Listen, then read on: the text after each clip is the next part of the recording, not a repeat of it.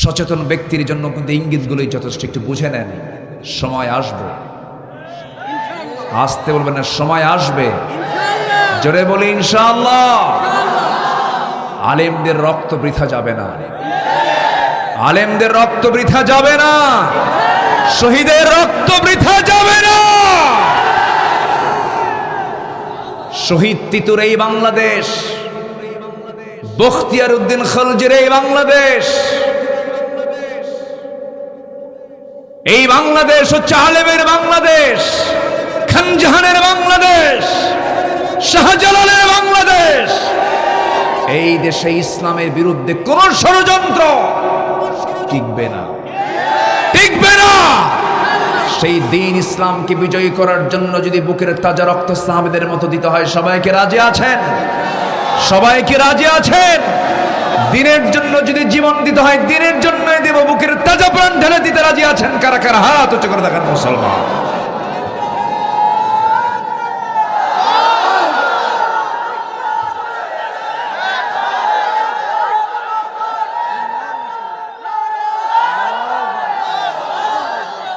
আল্লাহ কবুল করো, জোরে বলি আল্লাহুম্মা আমিন। সম্মানিত ভাইয়েরা, আমার নবীজি দেখতে পেলেন কয়টা মূর্তি? বলেন তো, বলেন তো, মূর্তি দেখলে কি কার ঘরে ঢুকছে? কার ঘরে ঢুকাইছে? পৃথিবীর প্রথম ঘর, পৃথিবীর প্রথম ঘর কাবার ভিতরে আরবের পত্তলিকরা 360টা মূর্তি ঢুকায় রাখছে। আমার নবীজি এগুলো দেখলেন, রক্ত তো লুকানো আছে সাইয়েদনা ইব্রাহিমের, ভাবতেছেন ভেঙ্গে চুরমার করে দেব। ইব্রাহিম মূর্তি রেখেছিলেন না ভেঙ্গেছিলেন? আস্তে কম। রাখছিলেন না ভেঙ্গেছিলেন? ভাঙছিলেন। আবার উল্টাপাল্টা বুঝবেন না, হয়তো আগামীকালকে যেন এটা যেন হেড নিউজ না হয়, হুজুর আসছিল, মূর্তি যা আছে সব ভেঙ্গে সোজা করতে বলছে, এটা যেন আবার উল্টাপাল্টা বুঝেন না।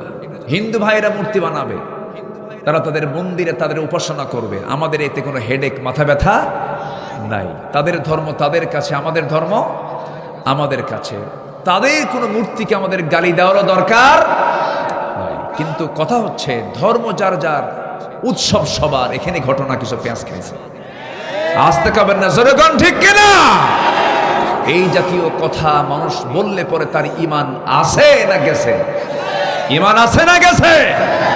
ধর্ম যার যার, উৎসব সবার যদি হয়, আমার দেশে কোনোদিন কি দেখেছেন আমাদের ঈদগাহে, আমাদের জুমার নামাজে, ঈদের নামাজে অন্য ধর্মের কোনো ভাইকে অংশগ্রহণ করেছেন? কিন্তু আমাদের কিছু মুসলমান ভাইয়েরা দুর্গা পূজার যায়া অনুষ্ঠানে গিয়ে নারিকেল নাড়ু খায়, বিসমিল্লাহ কয়া। হায়া নাই, শরম নাই, আছে না? নয়, তারা আসে না। চাকরি যার যার, বেতন সবার, হ্যাঁ, বউ যার যার, হক সবার, হ্যাঁ না, বউ যার যার হক তার তার, চাকরি যার যার হক তার তার, ধর্ম যার যার, উৎসব। কষ্ট পাচ্ছেন নাকি? ধর্মীয় বিষয়ে ফতোয়া দেবে সাধারণ মানুষ না আলেম ওলামা? আমার দেশে বেনামাজি, সুদখোর, জেনাকার, বদমাইশরাও ফতোয়া মারে, আছে না নাই? কষ্ট পাচ্ছেন নাকি? ঘুড়ি আজকে এত ঘুরতেছে কেন বুঝলাম না। এত তাড়াতাড়ি টাইম চলে যাচ্ছে, আমার আলোচনা এত পড়ে আছে, সামনে আর বহু আলোচনা পড়ে আছে না? আমার আলোচনা চলো, জোরে বলি ইনশাআল্লাহ। হ্যাঁ, মনে আছে, সমস্যা নেই। ইমানদারের গুণ কয়টা বলেন? বলেন কয়টা? একটাও কি কইছি আমি? বলেন, এগুলো একটা একটা করে বললে তো ফজর হয়ে যাবে। হোক, জোরে বলি ইনশাআল্লাহ। জি, আলহামদুলিল্লাহ। এই ওঠে কে, ধরেন তো রে, ধরেন তো, এই বসেন। যে একটু মজা করে বললাম, আবার রাগ করেন না, একটু বসেন, কেউ উঠবেন না। আমি আর একটু সময় একটু মিলাই দেব। আমি আলোচনা শুরু করেছি যেটা দিয়ে একটু গোছায় দিয়ে আমি শেষ করে ফেলবো। ফজর নামাজ পড়বো তো আমরা ইনশাআল্লাহ। আমার দেশে আবার বহু ইমানদার আছে হুজুর, ইমান কি বলে, নামাজ না থাক ইমান তো আছে, বুকে থাপড়ে আবার, বুঝলেন, মানে ভাবে যে থাপ্পড় মারলে ইমান মজবুত হয়, আছে না নাই? আমার বন্ধুগণ, আমার নবীজি প্রচন্ড ক্ষেপে গেলেন, রেগে গেলেন, মূর্তিগুলো দেখে ভাবলেন সবগুলো ভেঙ্গে চুরমার করে দেব। ইব্রাহিম আলাইহিস সালাতু ওয়াস সালাম মূর্তিগুলোকে সব মাথাগুলো ভেঙ্গে দিয়েছিলেন। বলা হয়েছিল ইব্রাহিম এগুলো ভাঙছে কে? তিনি বললেন তোমরা তোমাদের রব কি জিজ্ঞাসা করো। তিনি জীবনে 3টা হিকমতপূর্ণ মিথ্যা কথা বলেছিলেন। কয়টা? ইব্রাহিম আলাইহিস সালাতু ওয়াস সালাম আমাদের জাতির পিতা। আমাদের জাতির পিতা কে? আবার কম, আবার আবার প্যাসপুস যেন না লাগে। ইব্রাহিম আলাইহিস সালাতু ওয়াস সালাম কি সুন্দর করে তিনি তার তাওহীদ চেতনাকে লালন করেছেন, কিন্তু তিনি তার জীবনে 3টা হিকমতপূর্ণ তিনি মিথ্যা কথা বলেছেন। তবে সেই মিথ্যাটা মিথ্যা নয়। যখন তাকে বলা হলো মূর্তিগুলো ভাঙছে কে, তিনি বললেন মূর্তি কি জিজ্ঞাসা কর, মানে এর মধ্যে জবাব দিচ্ছেন এমন কাউকে জিজ্ঞাসা করবা যে জবাবই দিতে পারবে না, সেই রব তোমার রব হয় কেমনে? নাম্বার 2 হলো চলো আমরা এই শহর ছেড়ে আমরা মেলায় যাব। তিনি বলেন আমি যেতে পারবো না, ইন্নী সাকিম, আমি অসুস্থ। অথচ তিনি শারীরিকভাবে সুস্থ ছিলেন, কিন্তু অসুস্থ হলো 2 প্রকার, একটা শারীরিক আর একটা মানসিক। মানসিক অসুস্থটাই সবচেয়ে জটিল। তিনি মানসিকভাবে অসুস্থ ছিলেন, কারণ ইমানদার শিরকের কাজ দেখলে সে সুস্থ থাকে না অসুস্থ থাকে? অসুস্থ থাকে। নাম্বার 3 হলো ইব্রাহিম আলাইহিস সালাতু ওয়াস সালাম তার স্ত্রী সারা আলাইহিস সালাতু ওয়াস সালামকে নিয়ে যখন তিনি হিজরত করছিলেন, জালিম শাসক যখন বলে ফেলল ইব্রাহিম তোমার সঙ্গে এই মহিলার পরিচয়টা কি, তিনি মনে মনে চিন্তা করলেন বউয়ের পরিচয় দিলে পরে সেই বউটাকে আমার কাছ থেকে নিয়ে চলে যাবে, তিনি বলেন এটা আমার বোন হয়, নিরাপত্তার জন্য বললেন। কিন্তু এরপরও বউটাকে তারা ধরে নিয়ে চলে গিয়েছিল। এই যে তিনি বউটাকে, নিজের বউটাকে বোন বলেছেন, যদিও মিথ্যা কথা নয়, ইন্নামাল মুমিনুনা ইখওয়া, কৌশল তিনি করেছেন। ইব্রাহিম আলাইহিস সালাতু ওয়াস সালাম এই 3টা হিকমতপূর্ণ কথা বলেছিলেন। আমার বন্ধুগণ, সেই ইব্রাহিম আলাইহিস সালাতু ওয়াস সালাম যখন বললেন মূর্তি ভাঙছে কে, তোমরা সেই মূর্তিকে জিজ্ঞাসা করো, কিন্তু ফলাফল শেষ পর্যন্ত হলো তদন্ত রিপোর্ট হয়ে গেল মূর্তি অবশ্যই ইব্রাহিম ভাঙছে। শেষ পর্যন্ত আগুনে নিক্ষেপ করা হলো, কিন্তু ইমান এত মজবুত ছিল যে আগুন নিভে গেছে, ইমান নিভে নাই। জোরে বলুন আল্লাহু আকবার। অথচ তার পিতা ছিল মুশরিক, মুশরিকের ঘরে তাওহীদের চেতনা লালন করেছেন ইব্রাহিম আলাইহিস সালাতু ওয়াস সালাম। আর আমরা কার সন্তান? আমরা কি মুশরিকের সন্তান না ইব্রাহিমের সন্তান? বলেন আমরা কার সন্তান? ইব্রাহিমের সন্তান। আর আমরা মুশরিকের সন্তান হয়ে ইব্রাহিম আলাইহিস সালাম মূর্তি ভাঙলেন, শিরক উৎখাত করলেন, আর আমরা তার সন্তান হয়ে আজকে শিরককে লালন করছি।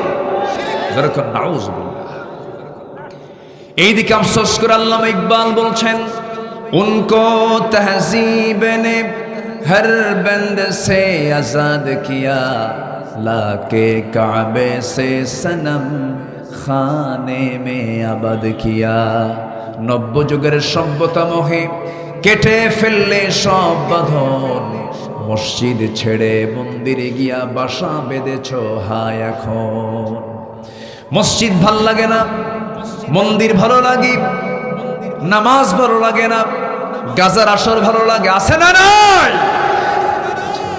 ওই নেতার পথ ছাড়ো যে নেতা তোমাকে নামাজের কথা বলে না। ওই নেতৃত্ব ছাড়ো যে নেতা তোমাকে মসজিদে না নিয়ে মন্দিরে নিয়ে যায়। যে নেতা তোমাকে তাওহীদের কথা না বলে শিরকের কথা বলে, জাহান্নামের কথা বলে, নামাজের কথা বলে না, মদের বোতল তোমার হাতে তুলে দেয়, নারী তুলে দেয়, ওই সমস্ত নেতৃত্বের মুখে আমরা জুতা মারি, থুতু মারি। রাজি আছেন কারা কারা? হাত উঁচু করে দেখান মুসলমান।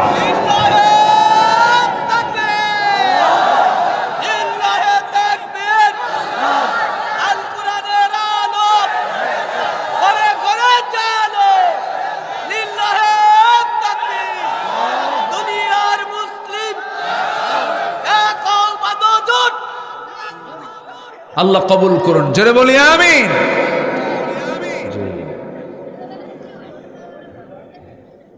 তাহলে আমার নবীজি মক্কায় ছিলেন 13 বছর, মার খেয়েছেন না মার দিয়েছেন? মক্কায় মার খাইছেন না মার দিয়েছেন? মার খেয়েছেন। মার খাইয়া শেষ পর্যন্ত টিকতে পারলেন না। ওই মক্কার ভিতরে 360টা মূর্তি রেখেই মক্কায় 13 বছর তিনি সময় কাটালেন। ভিতরে ঢুকিয়ে ভাবলেন সব মূর্তিগুলোকে ভেঙ্গে চুরমার করব, কিন্তু ক্ষমতা কি নবীর হাতে না আবু জেহেলের হাতে? বলেন কার হাতে? আবু জেহেলের হাতে। না, আমি মনে হয় শেষ করে দিলে ভালো হয় নাকি? বসেন। আপনি কই ছিলেন এতক্ষণ? ছিলেন নাকি? এই তো একটা এরকম তো আমার লোক দরকার, এরকম লোক দরকার আছে না নাই বলেন তো? বলি আলহামদুলিল্লাহ। তো আমার নবীজি কাবার দরজার কাছে আসলেন, ভাবলেন সব ভেঙ্গে চুরমার করব, কিন্তু ক্ষমতা তো নবীর হাতে নাই। আস্তে করে বের হয়ে আসলেন। 13 বছর ওই কাবার ভিতরে মূর্তি রেখে রাসূল সেজদা দিয়েছেন, সরাতে পারেননি। কারণ তার হাতে কি নাই? আস্তে কি নাই? বলেন কি নাই? রাষ্ট্র শক্তি না। আকলমন্দ ইশারা বাসাত। সচেতন ব্যক্তির জন্য কিন্তু ইঙ্গিতগুলোই যথেষ্ট। একটু বুঝে নেন, সময় আসবে। আসতে বলবেন না, সময় আসবে। জোরে বলি ইনশাআল্লাহ। আলেমদের রক্ত বৃথা যাবে না, আলেমদের রক্ত বৃথা যাবে না, শহীদের রক্ত বৃথা যাবে না। শহীদ তিতুর এই বাংলাদেশ, বখতিয়ার উদ্দিন খলজির এই বাংলাদেশ, এই বাংলাদেশ হচ্ছে আলেমের বাংলাদেশ, খানজাহানের বাংলাদেশ, শাহজালালের বাংলাদেশ। এই দেশে ইসলামের বিরুদ্ধে কোন ষড়যন্ত্র টিকবে না, টিকবে না। সেই দিন ইসলামকে বিজয়ী করার জন্য যদি বুকের তাজা রক্ত সাহাবীদের মতো দিতে হয়, সবাইকে রাজি আছেন? সবাইকে রাজি আছেন?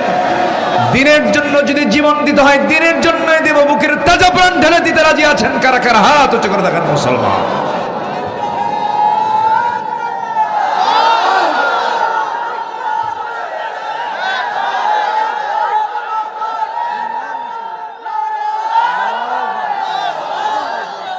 আল্লাহ কবুল করো। জোরে বলি আল্লাহুম্মা আমিন।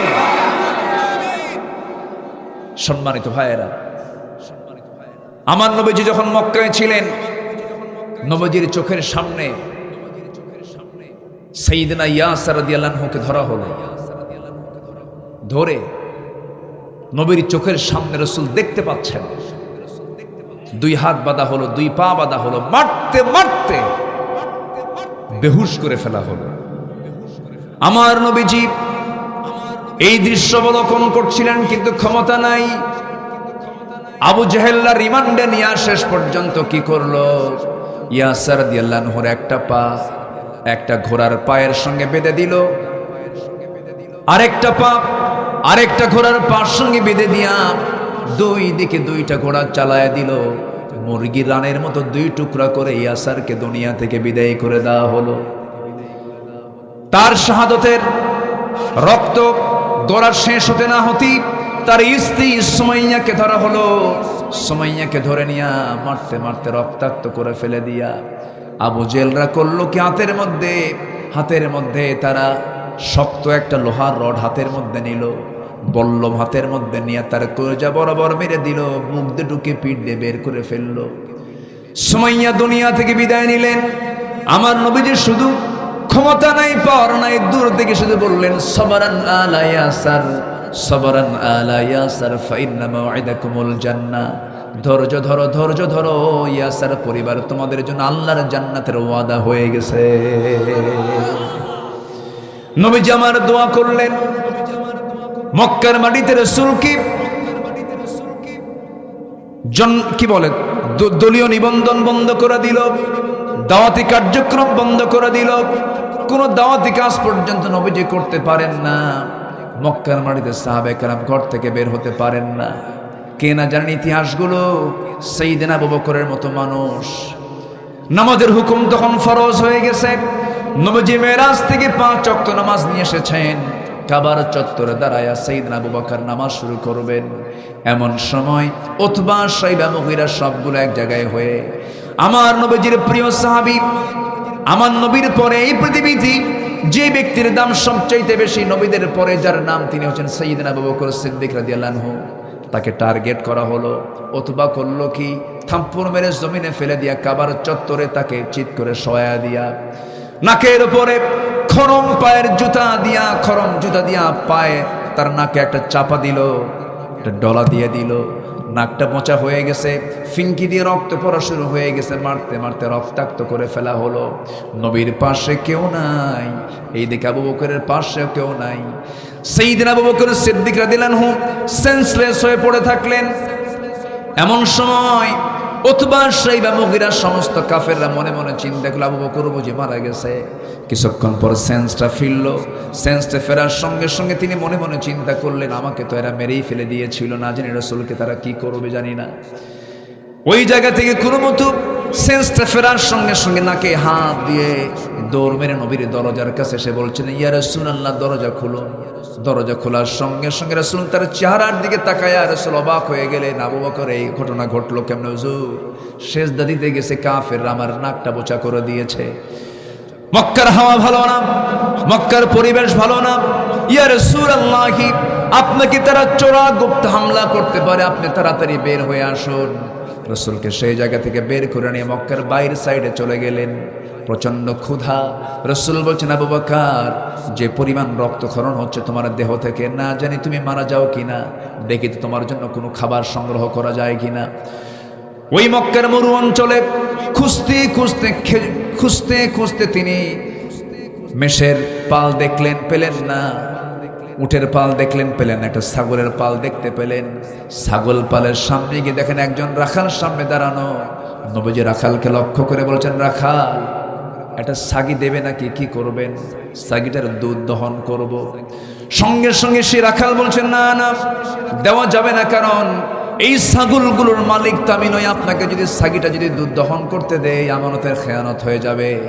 আমার নবীজি হঠাৎ করে মনে মনে চিন্তা করলেন, আহারে, এই তপ্ত মরুর ভিতরে একজন ছাগলের রক্ষণাবেক্ষণকারী একজন রাখাল, ইমান না, তার মধ্যে ইমান নাই, কিন্তু ইমানের গুণটা আমানতের খেয়ানতকারী সে নয়।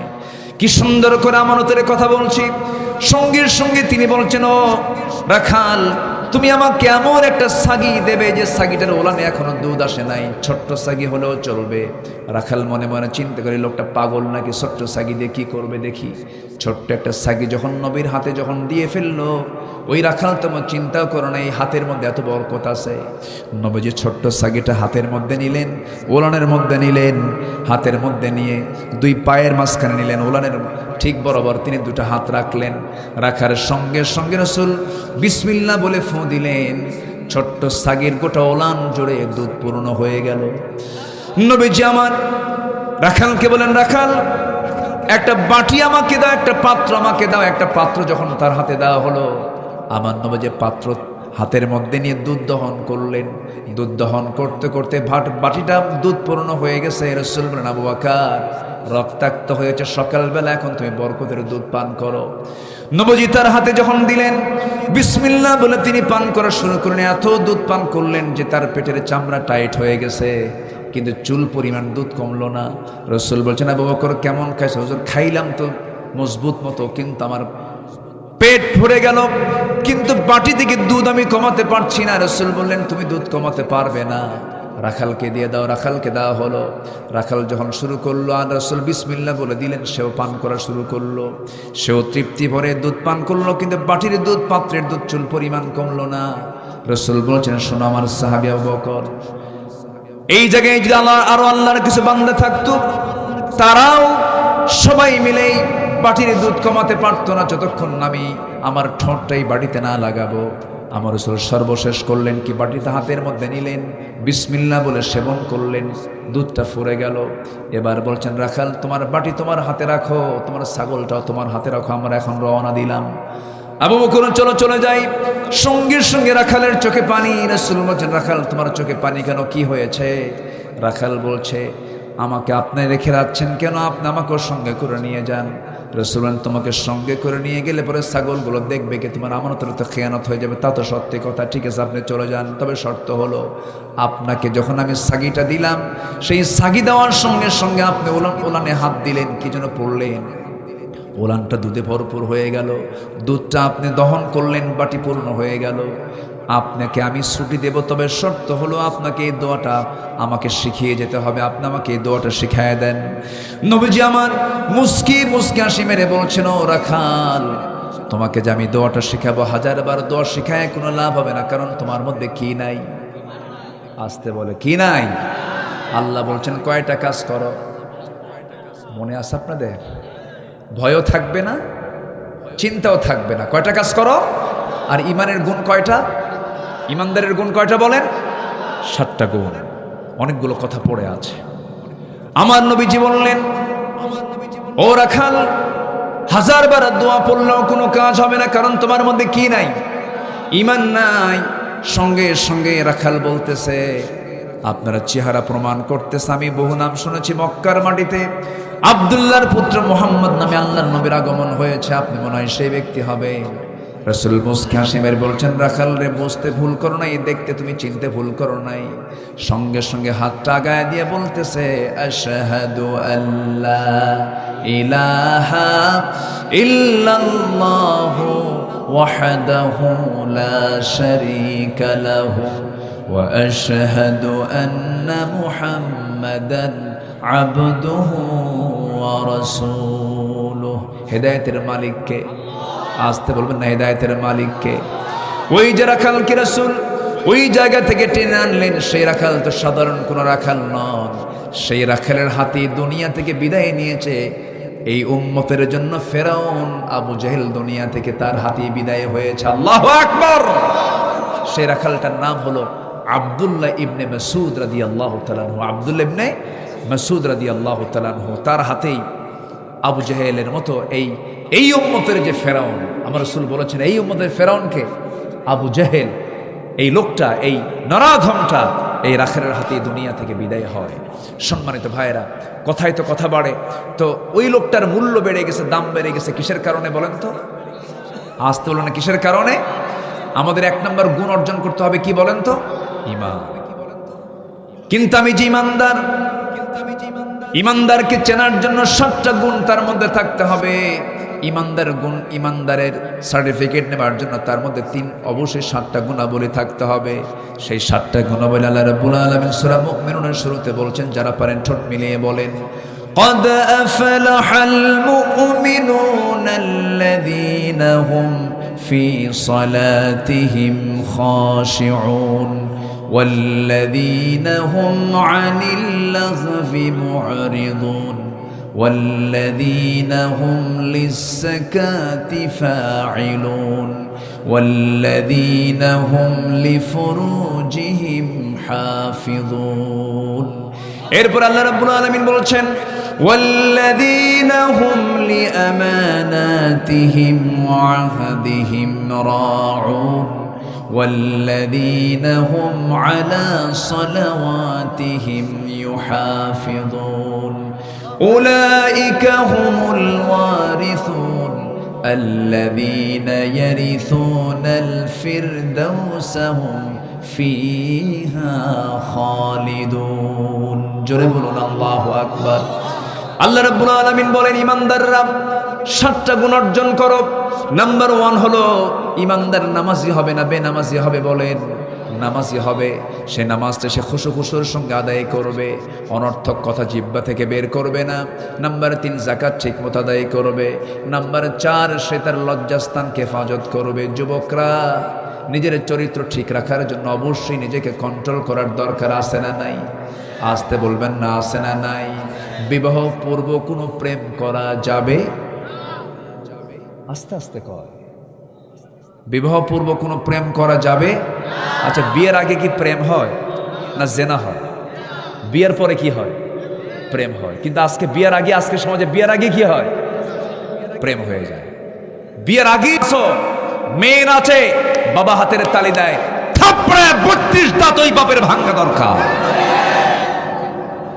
সচেতন হতে হবে। আজকে নোংরা মানুষগুলো সমাজের নেতৃত্বের আসনে বসে গেছে, মসজিদ কমিটি পর্যন্ত দখল করেছে সুদখোররা।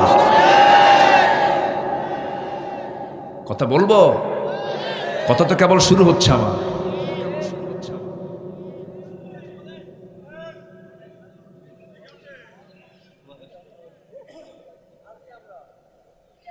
শোনেন, আজকে যদি আমরা সচেতন হতাম, অন্তত মসজিদ কমিটি কোন মদখোর শরাবখোর দখলে নিতে পারত না। সচেতন হওয়ার দরকার আছে না নাই? আজকে আপনি সামনে দাঁড়াবেন না, আপনাকে পাড়ায়া মারবে। দাঁড়াতে হবে কম ফানজির রাব্বাকা ফাকাব্বির। চোরের সংখ্যা 10 জন, বাড়িওয়ালা 1 জন। শক্তি কার বেশি? কার শক্তি বেশি? আমরা বাড়িওয়ালা, ওরা চোর। শুধু হুঙ্কার দরকার, সব বঙ্গোপসাগরে হাবুডুবু খায়া মরবে। সাথে শুধু ইমানটা থাকতে হবে। কি থাকতে হবে? ইমানটা থাকতে হবে। নামাজ পড়বো তো ভাই? আজকে আমার দেশে এখন মসজিদ বেশি না মুসল্লি বেশি? বলেন তো।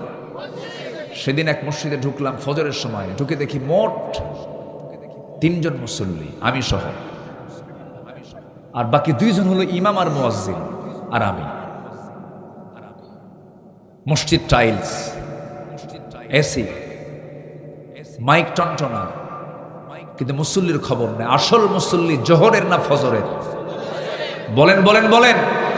একটা আদর্শ গ্রাম তাকে বলা যায়, যে আদর্শ গ্রাম সেটাই বলবো আমরা, যে গ্রামে ফজরের নামাজে মসজিদ টইটম্বর হয়ে যাবে মুসল্লি দিয়া। তা কি আছে? তা তো না।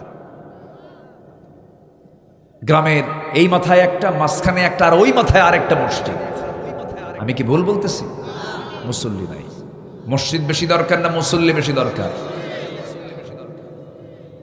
সভাপতি সুদ খায়, সেক্রেটারি মদ খায়, আর ক্যাশিয়ার মহিলার পিছনে বসে থাকে। আছে না নাই? অন্যের বাড়ি গিয়ে ধরা খায়। এখন সভাপতির সামনে এখন খতিব ওয়াজ করবে কেমন? ওয়াজ করতে নিয়ে হঠাৎ করে একদিন বলেই ফেলছে যে আয়াত, ইয়া আইয়ুহাল্লাযীনা আমানু তাকুল্লাহা ওয়া যারু মা বাকিয়া মিনার রিবা। আমি যেখান থেকে আজকে তেলাওয়াত করেছি, একটা অপরাধ আছে যে অপরাধ করা মানে আল্লাহ রাসূলের বিরুদ্ধে যুদ্ধে নামা। যেরকম নাউযুবিল্লাহ। সে অপরাধটা কি জানেন? সে অপরাধটা সুদ। সে অপরাধটা কি বলেন? সুদ। সুদ তো সাতক্ষীরাতে নাই, আসতে কয় আছে আছে। এই সময় কি উঠবেন না? উঠলি ভাববো ওই লোকটা সুদ খায়, বসে থাকে। সুদ, সুদের করাল গ্রাস আমার দেশে আজকে বিরাজ করছে। সুদ আছে যেখানে, বলেন সুদ আছে যেখানে। মাহফিলে বললাম ঠিক আছে, মাহফিল শেষে চলে গেলে তার সমস্যা নাই। সেদিন এক মাহফিলে বললাম, বউ বড় না মা বড়? কি সুন্দর করে চিৎকার মেরে কয় মা বড়। আমি বললাম হ্যাঁ ঠিক আছে, মাহফিলে মা বড়, বাড়িতে গিয়ে বউ। কি আমি কি ভুল বলছি? বিয়ের আগে ভালোই থাকে মা, বিয়ে করলে মাটা পর হয়ে যায়। আমি কি ভুল কিছু বলছি? বিয়ের পরে এই চিত্র পাল্টাবে কেন? কেন পাল্টাবে এই চিত্র? বিয়ের আগেও মা বড়, বিয়ের পরেও মা বড়। অনেক কথা ছিল, এক রাত তো, সব কথা তো এক রাতে বলা যায় না। ইমাম এখন এই আয়াতটা যখন বলছে, আয়াতের সঙ্গে বলে ফেলছে তোমরা চক্রাকারে সুদ খায়ও না। এই খুতবা দেওয়ার সঙ্গে সঙ্গেই নামাজ শেষ। সভাপতি ইমাম সাহেবের সামনে মুখে মুখে দাঁড়িয়ে বলতেছে, হুজুর আপনি সুদের বিরুদ্ধে ওয়াজ করবেন, ভালো কথা করছেন, আয়াত আসছে, সমস্যা নাই, কিন্তু আপনি সুদের কথা বলার সময় আপনি আমার দিকে তাকায়া তাকায়া বললেন কেন? কি কথা কি বোঝেন? চাকরি আছে, আজ থেকে চাকরি আছে। আমরা সেই ইমামকে দেখতে চাই বাংলার জমিনে, যে ইমামরা বিচার করবে। জোরে বলি ইনশাআল্লাহ। আমার রাসূল ছিলেন পাওয়ারলেস ইমাম না পাওয়ারফুল ইমাম? রাসূল বিচার করেছেন মসজিদের মেম্বার থেকে। সম্মানিত ভাইয়েরা, সম্মানিত বন্ধুগণ, অনেক কথা, 7টা গুণ আমরা ইমানদার যদি হতে চাই, আমরা 7টা গুণটা অর্জন করবো আমাদের জীবনে। জোরে বলি ইনশাআল্লাহ। 4টা কাজ করো, আল্লাহ বলছেন তোমার মধ্যে থেকে ভয় এবং চিন্তা আমি আল্লাহ নিজে দূর করে দেব। 1 নাম্বার হলো ঈমান আনো ভালো করে। নাম্বার 2 হলো ওয়ামিলুস সলিহাত, নেক কাজ করো। নেক কাজ বলতে পৃথিবীতে যত হালাল কাজ, সমস্ত কাজকে নেক কাজ বলা হয়। যেমন আপনি মাহফিল থেকে বাড়িতে চলে যাবেন, বাড়িতে যাওয়ার পথে রাস্তায় দেখতে পেলেন একটা খোয়া পড়ে আছে ঠিক মাঝখান বরাবর, একটা আদলা ইট পড়ে আছে, খোয়া পড়ে আছে। ওই ইটের উপরে, খোয়ার উপরে কারো পা পড়লে পা পিছলে গিয়ে ভেঙে যেতে পারে। আপনি সেই খোয়াটা আস্তে করে সরাইয়া রাখলেন আর সাইডে রাখলেন। আল্লাহ রাসূল বলছেন এটাও ঈমানের একটা শাখা। এই কাজের জন্য আল্লাহ পাক তাকে জান্নাত দিতে পারে। নেক আমল বলতে বোঝায় হলো কল্যাণমূলক যত কাজ আছে, যত ভালো কাজগুলো আছে, সমস্ত কিছু হলো নেক আমল। আমার বন্ধুগণ, ওজনে কম দেওয়া খুব নেক আমলের কাজ। নেক আমল ওজনে কম দেওয়া লোক সাতক্ষীরাতে মনে হয় নাই। আসতে বলবেন না, আছে না নাই? এখন ওজনে কম দেবে কেমনে? কারণ সব তো ডিজিটালে মাপে। কিসে মাপে? এটা কি কম বেশি হয়? হ্যাঁ, হ্যাঁ। মাথা টাল হলে ওটাও টাল হয়, মাথা টাল হলে ওটাও টাল হয়ে যায়। ওজন কম বেশি করার একটা সূরা আছে, ওয়াইলুল লিল মুতাফফিফিন, ধ্বংস হোক তার যারা ওজনে কম বেশি করবে। আমার বন্ধুগণ, সবকিছুই আমার আপনার জন্য নেক আমল হবে যদি সেটা আল্লাহর নিয়ম মাফিক হয়, আর সবকিছু আমার আপনার জন্য বদ আমল হয়ে যাবে যদি আল্লাহর নিয়ম মাফিক না হয়। নাম্বার 2 হলো যারা নেক আমল করে দুনিয়া থেকে বিদায় নেবে, ঈমান যারা আনবে। নাম্বার 3 হলো ওয়াকামুস সালাত, যারা নামাজ কায়েম করবে। আজকে আমার দেশে কি নামাজ কায়েম আছে নাকি? আজ থেকে নামাজ কায়েম আছে? নামাজ আদায়ের কথা আল্লাহ রাব্বুল আলামিন মাত্র একবার বলেছেন, আর নামাজ কায়েমের কথা বলেছেন একবার না বারবার, একবার না বারবার। আজকে যদি বাংলার জমিনে নামাজ কায়েম থাকতো, সুদ থাকতো না, জেনা থাকতো না, ঘুষের কারবার থাকতো না। আজকে আমার দেশে নামাজ আদায়ের পরিবেশ হয়তো বা আছে, কিন্তু নামাজ কায়েমের পরিবেশটা নাই। নামাজ কায়েম এমনি এমনি হবে না। নামাজ কায়েমের জন্য যুগে যুগে আম্বে কেরামদের শরীর থেকে রক্ত ঝরেছে, আল্লাহর পছন্দের বান্দাদের শরীর থেকে রক্ত ঝরেছে।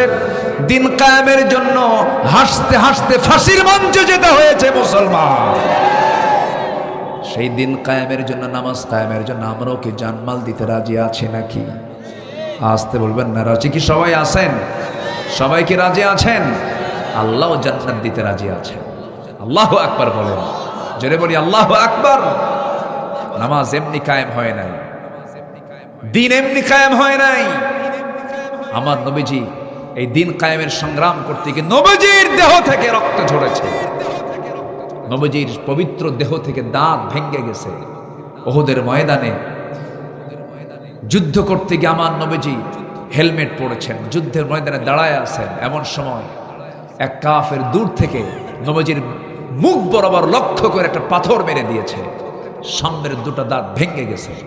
বাকি জিন্দেগি উহুদের দিন থেকে নিয়ে বাকি জিন্দেগি আমার নবীজির চেহারার সৌন্দর্য নষ্ট হয়ে গেছে। 2টা দাঁত হারা অবস্থায় রাসূল কথা বলেছে।